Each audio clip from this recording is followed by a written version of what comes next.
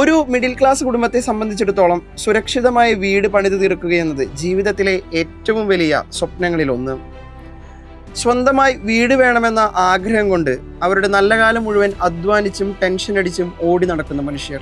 എന്നിട്ടൊടുക്കം സ്വന്തം കൂരയിൽ കയറി കിടക്കാൻ സമയമാകുമ്പോഴേക്കും മനസ്സും ശരീരവും ചുളിഞ്ഞുപോയ മനുഷ്യർ.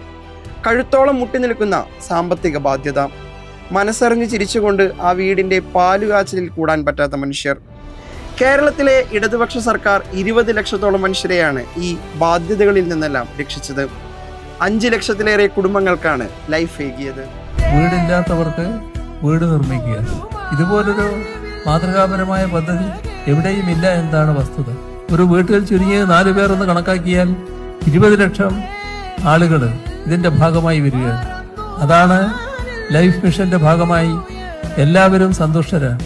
ലൈഫ് മിഷൻ കേവലം വീടുകളുടെ പൂർത്തീകരണമല്ല, ലക്ഷക്കണക്കിന് മനുഷ്യരെ ആത്മാഭിമാനത്തോടെ മണ്ണിൽ ഉറച്ചു നിൽക്കാൻ പ്രാപ്തരാക്കിയ ഇച്ഛാശക്തിയുടെ മറുപേരാണ്. ഓക്കി, കോവിഡ്, നിപ്പ, പ്രളയം, സാമ്പത്തിക പ്രതിസന്ധി തുടങ്ങി എല്ലാ പ്രതിബന്ധങ്ങളെയും തരണം ചെയ്തുകൊണ്ട് മനുഷ്യരെ ചേർത്ത് പിടിച്ച ഇടതുപക്ഷത്തിന്റെ ഏറ്റവും അഭിമാനകരമായ പദ്ധതികളിലൊന്ന്. ലൈഫ് മിഷൻ പദ്ധതിക്കായി ഇതുവരെ 20,831.60 കോടി രൂപയാണ് ചെലവിട്ടത്. ഇതിൽ 18,342.70 കോടി രൂപയും സംസ്ഥാന സർക്കാർ വകയാണ്. ഭവന നിർമ്മാണത്തിനായി ഓരോ സാധാരണ കുടുംബത്തിനും 4 ലക്ഷം രൂപയുടെയും പട്ടികവർഗ കുടുംബങ്ങൾക്ക് 6 ലക്ഷം രൂപയുടെയും സാമ്പത്തിക സഹായമാണ് സർക്കാർ ഉറപ്പാക്കുന്നത്.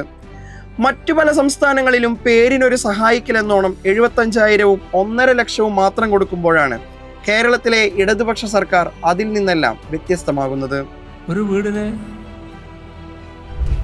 75,000 രൂപ കൊടുക്കുന്നവരുണ്ട്. ഒരു വീടിന് പരമാവധി വന്നാൽ 1.5 ലക്ഷം രൂപ കൊടുക്കുന്നവരുണ്ട്. ഈ പറഞ്ഞ തുക കൊണ്ട് വീട് പൂർത്തിയാക്കാനാവുമോ?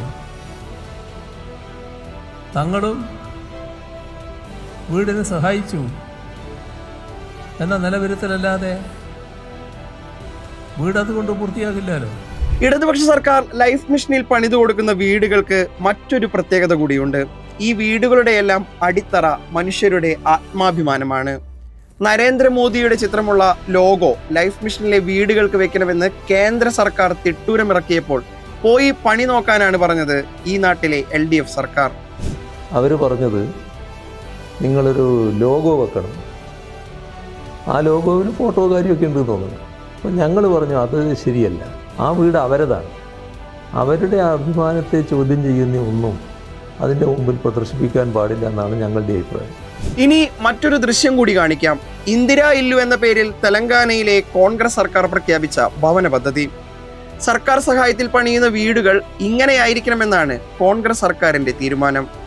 ഞങ്ങൾ നിങ്ങൾക്ക് ദാനമായി തന്നതാണെന്ന് നാട്ടുകാരൊക്കെ അറിയട്ടെ എന്ന വലതുപക്ഷ കുയുക്തി.